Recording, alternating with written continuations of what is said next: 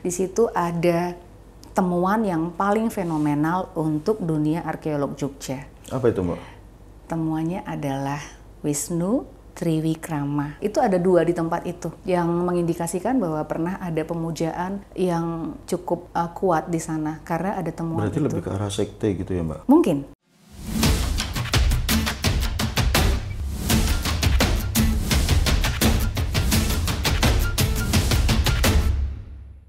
Selamat datang di podcast Sobat Mas Bagus. Kali ini kita kedatangan narasumber. Beliau adalah guru SMP di Yogyakarta. Tapi lucunya, beliau punya profesi atau kesukaan terhadap candi-candi yang ada di Jogja ataupun Jawa Tengah dan cenderung ke culture Jawa. Mari kita kenalkan dengan Mbak siapa? Oke.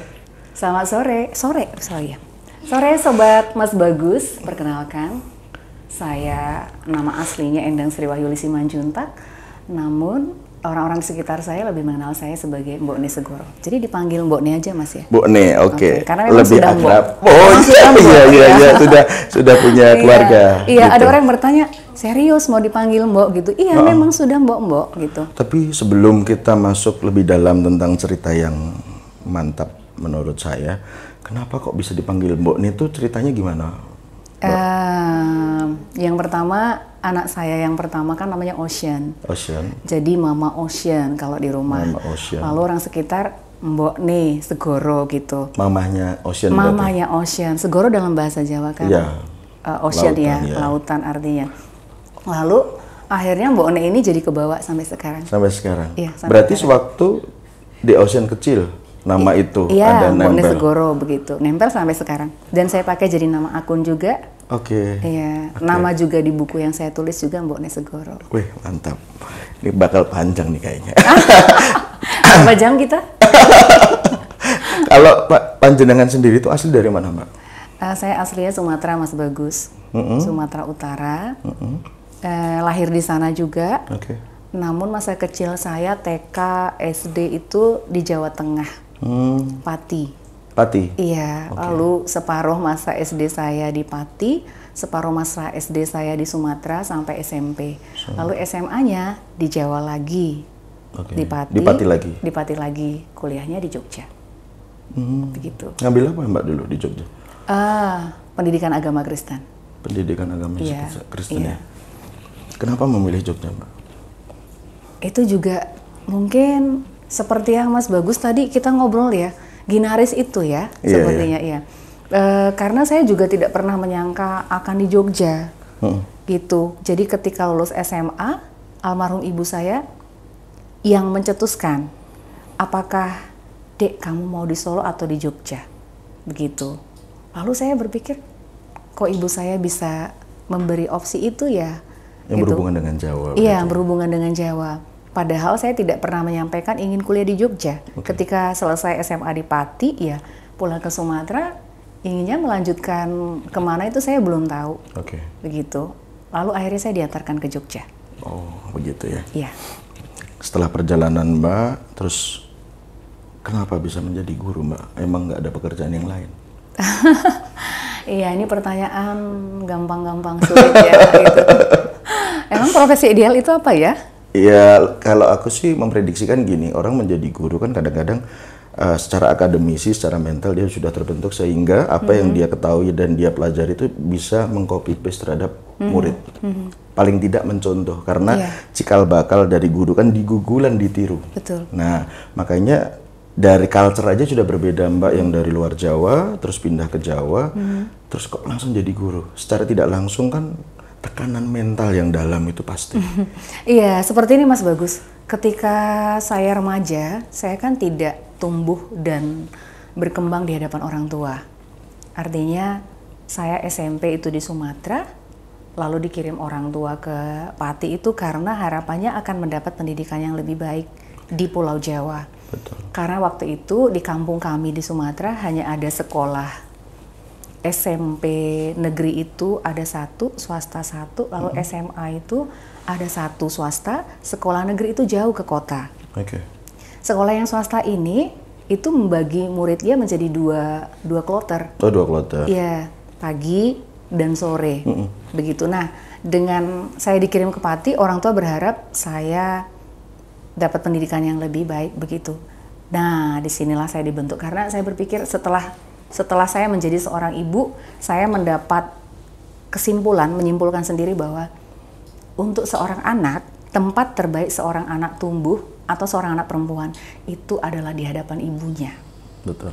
Nah, dan kalau ternyata tidak di hadapan ibunya, setidaknya dia memiliki sosok figur atau guru yang bisa membimbing remaja. Nah, jadi saya concern terhadap remaja. Karena masa remaja saya jauh dari orang tua. Dan saya merasakan jauh dari orang tua itu tidak enak. Tidak enaknya ada banyak hal tadi ya gitu.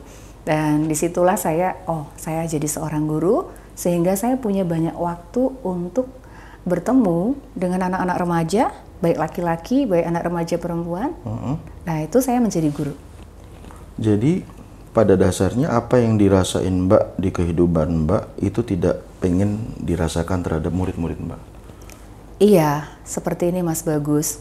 Anak-anak kita itu, saya sebut anak kita ya, karena saya seorang guru, itu tumbuh di lingkungan yang beragam. Itu. Ketika Mas Bagus misalnya tumbuh di lingkungan orang tua lengkap, bapak, ibu lengkap, sampai Mas Bagus dewasa mereka masih ada, kecukupan. Nah, anak lain ada yang situasinya berbeda. Ada orang tuanya lengkap, tapi tidak kecukupan. Betul. Ada yang orang tuanya tidak lengkap, tapi kecukupan. Ada yang cukup segala-galanya, tapi dititip kepada orang lain, keluarga simbah yang merawat dan lain sebagainya. Ada juga yang keluarga ayah ibu berpisah, begitu ya. Jadi ini membentuk setiap anak yang saya temui dan itu jadinya memang beragam.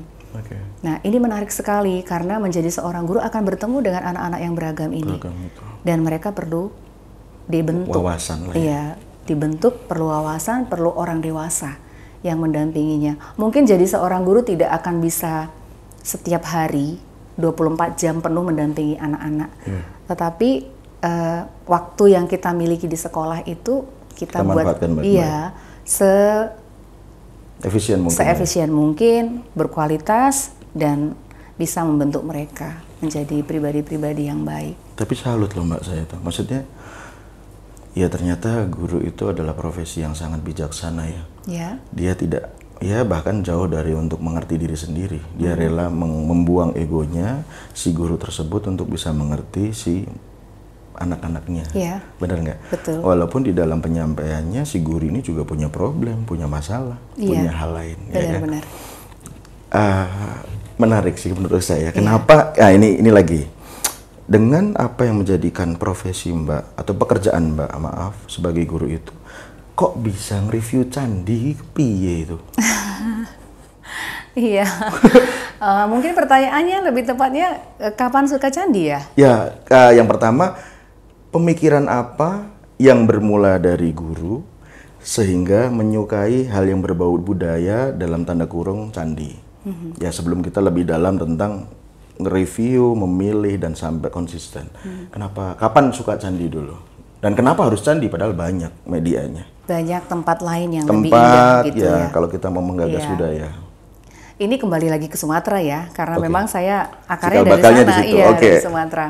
Jadi kita dulu waktu kita ya, kita seusia nggak sih? Ya lebih muda, panjenengan. Ya, pokoknya saya tua aku wes pokoknya. Gitu aja ya. Ya.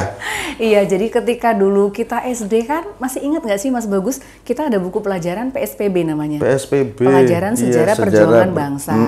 Dan isinya itu kan macam-macam. Kalau sekarang kan dibedakan antara IPS, ekonomi, sejarah itu dibedain. Nah, di situ ada pembelajaran tentang candi ya. Candi Prambanan, Candi Borobudur. Ini candi yang pada waktu itu langsung mencuri perhatian saya. Karena begini, kok bagus banget. Kok sekarang orang nggak bisa bikin yang seperti ini? Ini orang dulu loh yang buat, kan ada masa-masanya di sana ya. Betul. Itu abad kesekian. Kok keren banget. Nah, pada waktu itu sementara saya nggak ada kepikiran bahwa akan besar, lalu tumbuh, lalu menjadi orang dewasa yang tinggal di Jogja. Gitu.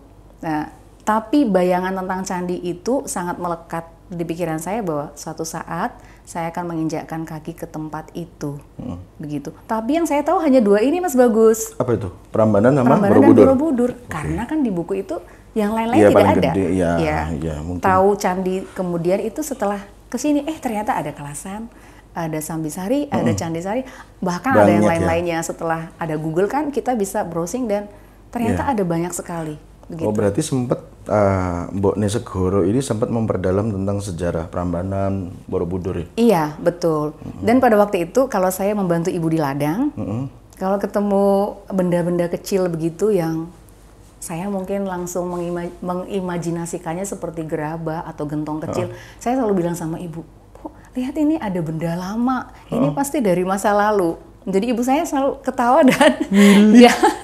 Bagus. Dan bilang, hayalan kamu itu loh, gitu. Hayalannya kok bisa ke arah situ. Ke arah situ ya. Iya, setiap saya menemukan benda-benda yang saya anggap itu dari masa lalu atau batu yang seperti ada bentuk apa gitu, saya menganggap itu dari masa lalu. Mungkin karena ini ya, improvisasi. Mungkin. Angan-angannya untuk suka dengan candi, terus yang berbau pernik-pernik, ini zaman biyen nih. Jadi gitu saya kan?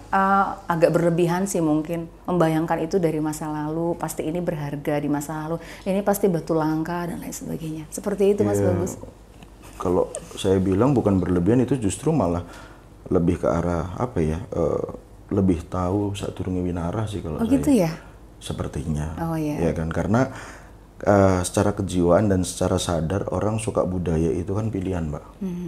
Bukan hanya contoh anak zaman dulu serta-merta diajarin. Kadang-kadang orang diajarin sejarah aja nggak suka sejarah banyak kok. Oh iya, banyak. Ya kan? Banyak. Kembali lagi sebuah keputusan itu kan timbul dari niat kita untuk ingin tahu, berarti kan? Bukan karena apa yang sudah diajarkan. Kembali lagi dari referensi beberapa aspek, baliknya kan ke kita. Dari pelajaran A sampai Y belum tentu kita bisa menguasai semua. Pasti ada satu yang paling pintar dan satu paling suka. Bukan karena kita bisa, tapi karena kita pengen tahu. Wah, serius banget aku ini. Dan kemudian saya baru tahu bahwa ada jurusan arkeologi. Arkeolog, betul. Iya. Betul. Apa yang saya rasakan dulu itu saya baru paham setelah tahu ada ternyata ada jurusan yang ngurusin begituan ya, ngorek-ngorek bebatuan, tanah, yang nguas-nguas batu begitu, dicuci, dibersihkan, lalu diteliti. Ternyata ada seperti itu. Saya telat tahu, Mas. Iya. Telat gitu. Tapi kalau kemungkinan nih, sok tahu saya kalau panjenengan ngambil di situ tidak akan sekonsisten ini. Gitu ya. Loh, iya, bukan saya menggarisbawahi ya, karena kadang-kadang niat yang berdasarkan pikiran kita yang sudah dimasukkan dari akademisi itu kayaknya lebih buyar. Karena sudah ada pakem-pakem tersendiri apa yang harus difokuskan, apa yang harus tidak dipikirkan. Gitu. Tidak se-eksplisit sekarang lebih, aku pengen rono. Nah, sok taunya lebih enak sekarang. Karena tidak ada fundamental yang aktif yang harus kita jadikan acuan. Betul juga. Gitu. Betul, mungkin sih. Iya, saya juga berpikir seandainya dulu mungkin saya ngambil jurusan arkeologi, mungkin saya tidak sebebas sekarang dalam mencintai dan menikmati benda-benda tinggalan. Dan kemungkinan bisa memenetrasi menjadi titik jenuh. Iya. Karena setiap hari pelajaran praktek, lagi kok depannya watu terus gitu kan. Tapi dengan guru, terus sekarang batu tuh kayak ada, aku ndelok batu kita diseneng. Itu jadi refreshing saya. Betul. Itu titik baliknya di situ. Dan sekarang mau tanya Mbak gini, ini mungkin karena tadi Mbak bilang Candi Prambanan ya, saya pengen tanya, kenapa sih di Candi Prambanan itu di situ kan ada 6 candi ya, candi besar dan kecil kan, Siwa, Wisnu, Brahmana, terus Gajah, Elang sama Garuda kan? Iya, Garuda. Ya, pertanyaan saya kenapa kok Dewa Wisnu, Siwa dan Brahmana? Padahal kalau kita mengacu dengan culture budaya Hindu Buddha yang lama, itu kan masih banyak dewa yang lain. Itu yang pertama pertanyaan saya, kenapa Dewa Wisnu dan kenapa si tunggangan atau apa yang dinaikin mereka juga terpampang di situ.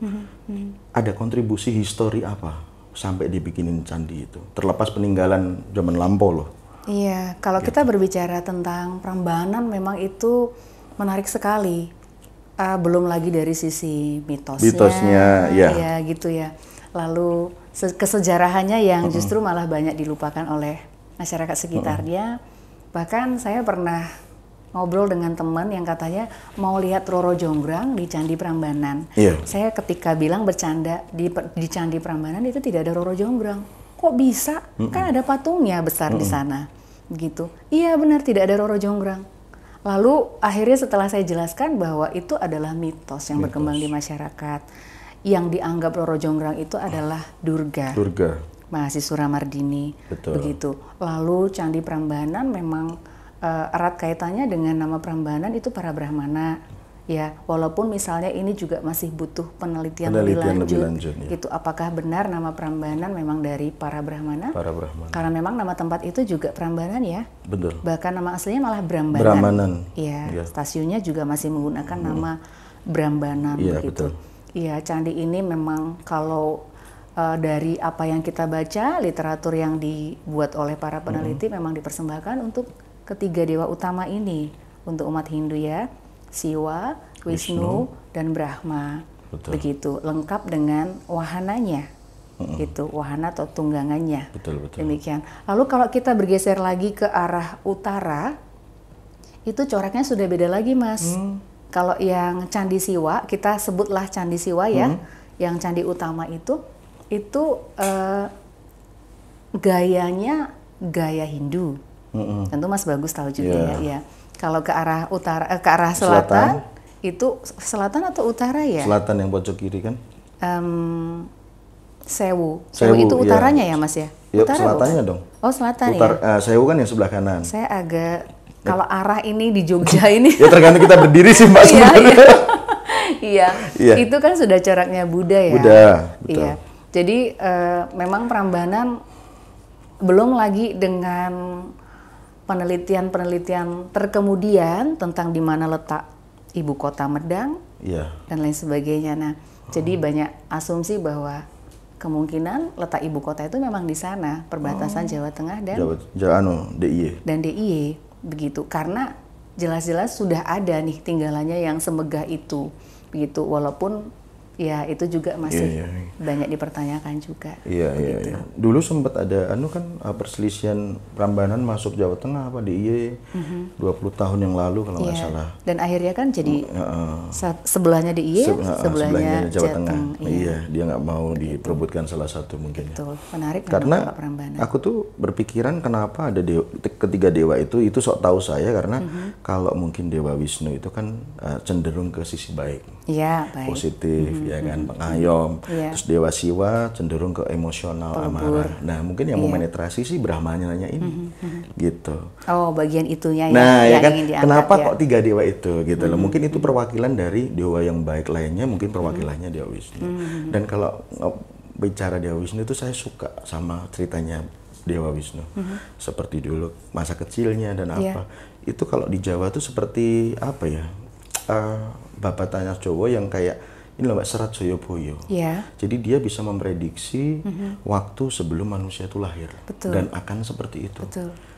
Makanya mungkin dewa zaman dulu itu juga sebenarnya juga hidup, tapi untuk masuk ke dimensi manusia. Ya kan? Karena apa yang saya pernah lihat di TV juga, Krishna itu sempat tayang di TV. Ya kan? Dan saya sempat ini bukan yang animasi, bukan? Betul. Dan itu sempat saya cari kenapa hilang sekarang. Karena ya mungkin ada salah pendapat dan ya persepsi orang sih. Persepsi orang berbeda-beda begitu kan. Tapi saya mengambil poin-poinnya aja sih bahwa apapun ajarannya kan sebenarnya tujuannya satu ya kan, untuk melestarikan dan membentuk satu karakter bahwa kita hidup itu dari cikal bakalnya dulu. Jadi kita nggak bisa bangga dengan apa yang kita raih, kita punya, kita lakukan tanpa ada campur tangan simbah atau leluhur kita ya kan Mbak? Begitu.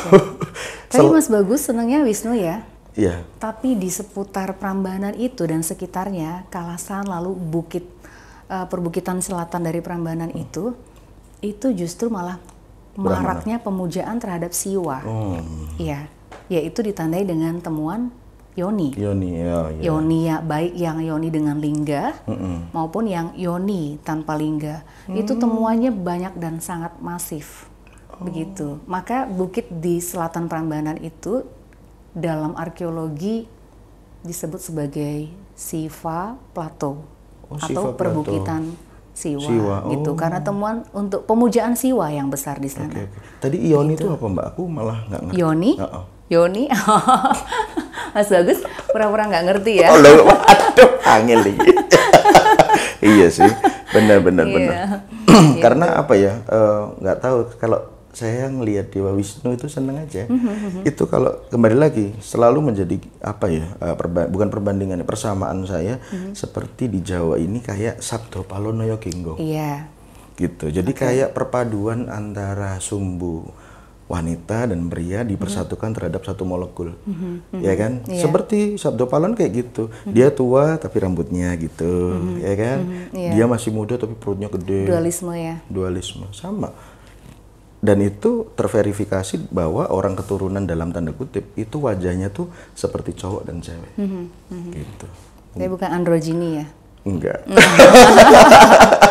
Oh, berarti Mas Bagus cocok kalau main ke situs Sumur Bandung. Sumur Bandung. Sumur Bandung. Itu di Candi Ijo.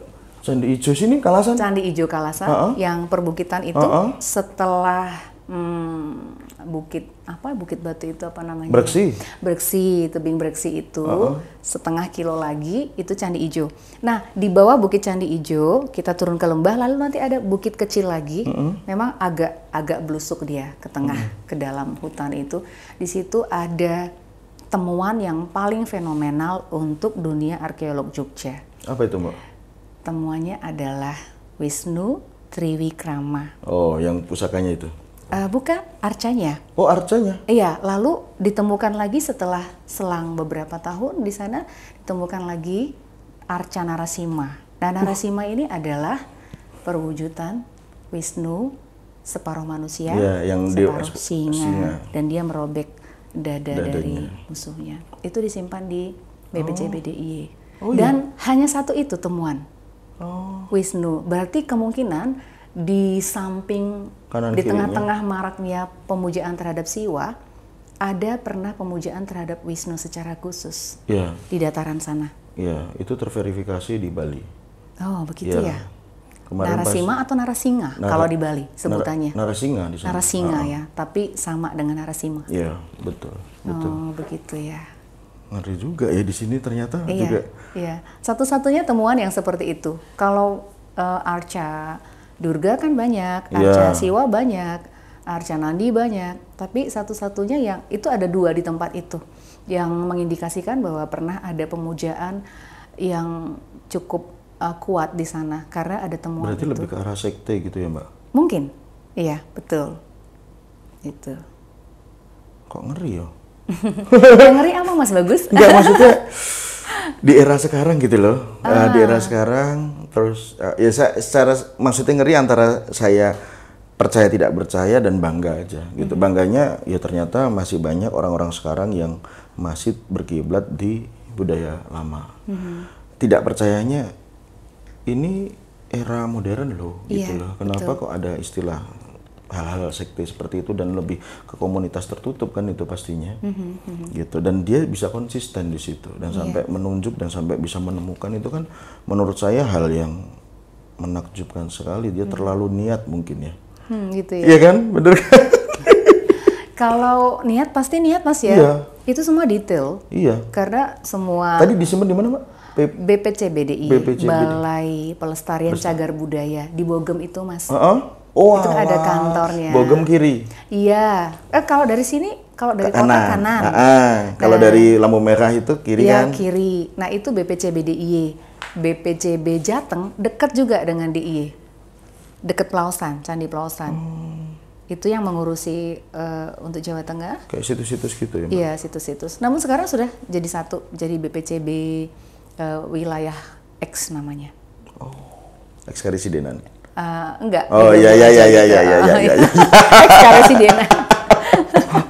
Selama panjenengan mereview candi, terutama terkhusus di Jogja dulu, candi mana yang paling unik dan mungkin aneh secara kontur bangunan, letak dan mungkin strukturnya?